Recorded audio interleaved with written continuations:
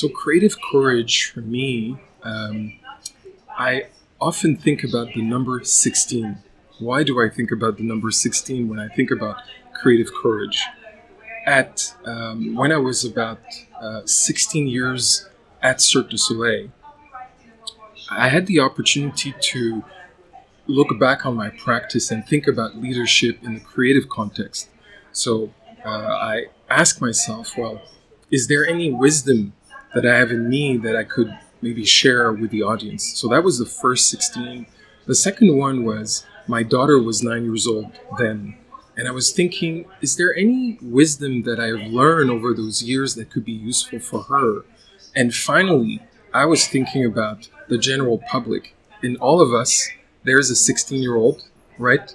That maybe is a bit lost, sometimes not always sure. So I was really thinking, what are some of the great practices from innovation and creativity that could be useful for everybody and the 16-year-old and all of us?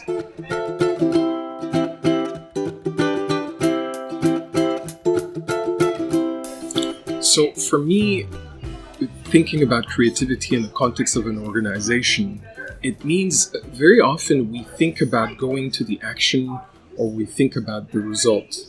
What I think a lot about when I think about creative courage and leadership is how do you create the environment? So I sort of think about myself as a gardener.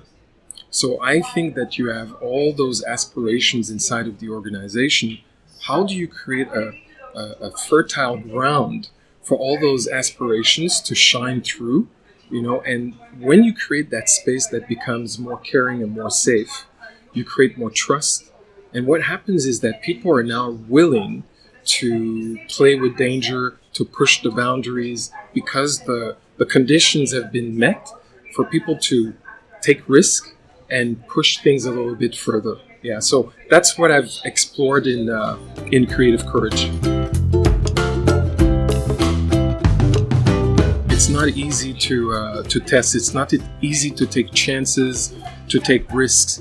But what we know, what we observe is that there isn't, if you look at it, there isn't any success that are only made with success after success after success.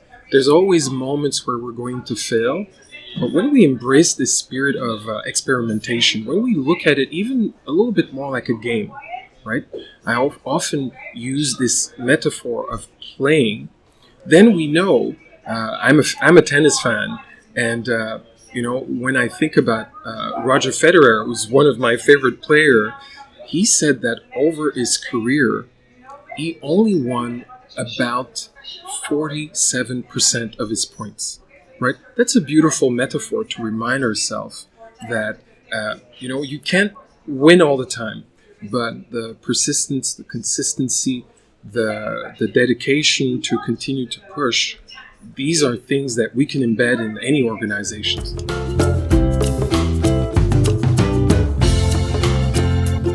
Failure is not easy. It's never easy. In fact, I think that we... even for me, I struggle sometimes with failure.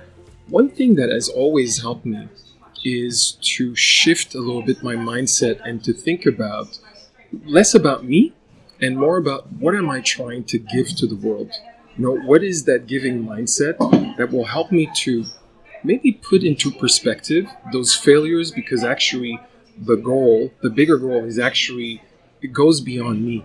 I find that embracing that giving mindset puts a bit of perspective, because a lot of time when we make failure a problem, it's often because we make it about ourselves and we forget why we're actually doing this and who are we creating this for, which I find changes the perspective. I would say one of the most fundamental for me is that very often when we think about innovation, we think that we have to start from scratch. That puts a lot of pressure, and once again, we worry about the failure. But when you look at most great innovations in our world, it's often the combination, so it's often the result of a remix. It's often things that already exist that you connect to a problem something that is a problem that's out there in the world, and you start to combine elements together, and in that remix, something new emerges. Certainly at Cirque, that's been my experience many times. The work that I do at Neon as well today, it's really about combining those things and discovering that there's new solutions that can emerge, and I don't need to invent everything from scratch.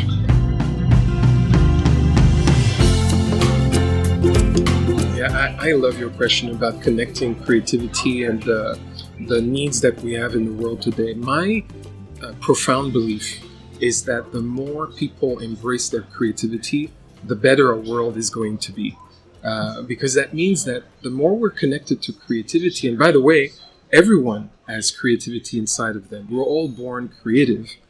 But the more we embrace that, the more we're able to embrace solving difficult problems, looking at puzzles and finding solutions to those problems, the more as well we're able to do maybe the most fundamental thing related to creativity, which is just the ability to recognize beauty, big and small, all around us in the world. It helps us to become more curious about the world, curious about people around us, and that is good for our world.